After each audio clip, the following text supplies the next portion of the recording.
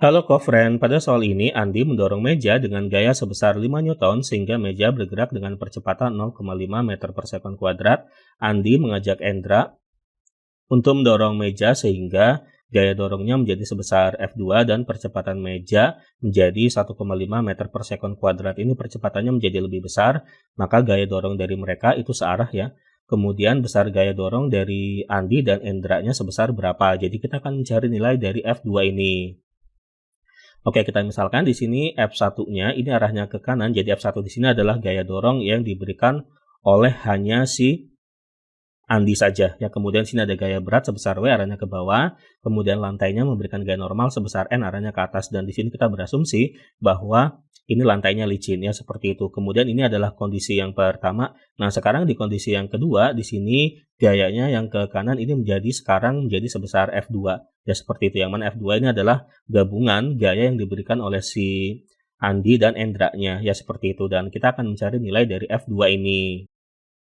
Di soal diketahui bahwa F1-nya 5 Newton dan ketika F1 ini diberikan kepada bendanya, maka bendanya mendapatkan percepatan sebesar A1 ya, yaitu sama dengan 0,5 meter per sekon kuadrat. Kemudian ketika F2 ini sekarang bekerja pada bendanya menghasilkan percepatan sebesar A2 yaitu sama dengan 1,5 meter per sekon kuadrat.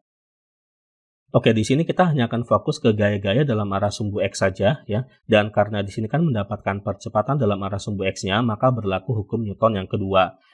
Kemudian jika kita fokus di kondisi yang pertama, maka berlaku sigma Fx1 sama dengan M dikali A1, ya jadi resultan gaya dalam arah sumbu X di kondisi yang pertama sama dengan massa dikali percepatan di kondisi yang satu. Kemudian jika kita fokus di kondisi yang kedua, maka itu berarti kan sigma Fx2 sama dengan M dikali A2. Jadi sigma Fx2 di sini adalah resultan gaya dalam arah sumbu X-nya di kondisi yang kedua. Nah, kemudian kita bandingkan yang ini dengan yang ini, sehingga didapatkan perbandingan seperti ini. Oke, kemudian kan M-nya ini adalah massa ya. Ini bisa dicoret, jadi kan M dibagi M hasilnya 1. Dan kita masukkan bahwa A1-nya itu 0,5, kemudian A2-nya ini 1,5. Kemudian di sini perhatikan bahwa sigma Fx1, jadi kan di keadaan awal gaya dalam arah sumbu X-nya di sini hanya ada F1 dan F1-nya ini searah dengan perpindahannya, maka dikasih tanda positif ya. Jadi sigma Fx1-nya ini positif F1, begitu juga sama untuk yang F2-nya. Di sini ke kanan juga ya, dan di sini arahnya ke kanan berarti kan searah dengan perpindahannya, berarti dikasih tanda positif ya. Jadi sigma Fx2-nya itu adalah positif F2 ya, seperti itu.